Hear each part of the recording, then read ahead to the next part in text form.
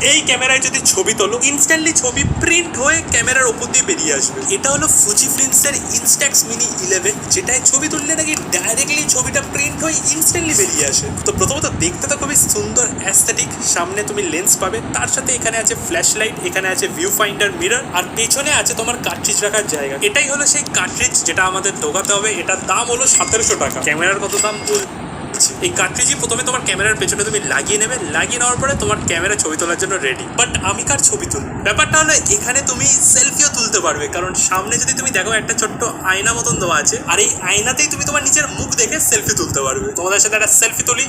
ছবি তোলার সাথে সাথেই দেখতে পাচ্ছ ওপর দিয়ে আমাদের ছবিও কিন্তু বেরিয়ে গেছে। ভাই মানছি কালো, কিন্তু এতটাও কালো না আমি। বন্ধুরা কিছুক্ষণ টাইম দেওয়ার পরে আমাদের ছবি ফাইনালি ডেভেলপ হয়ে গেছে, আর কিছুটা এরকম দেখতে লাগছে। বন্ধুরা ক্যামেরায় ছবি তো উঠছে, কিন্তু এর দাম হলো 7999 টাকা। আর হালকা টেক হালকা করে সাবস্ক্রাইব করে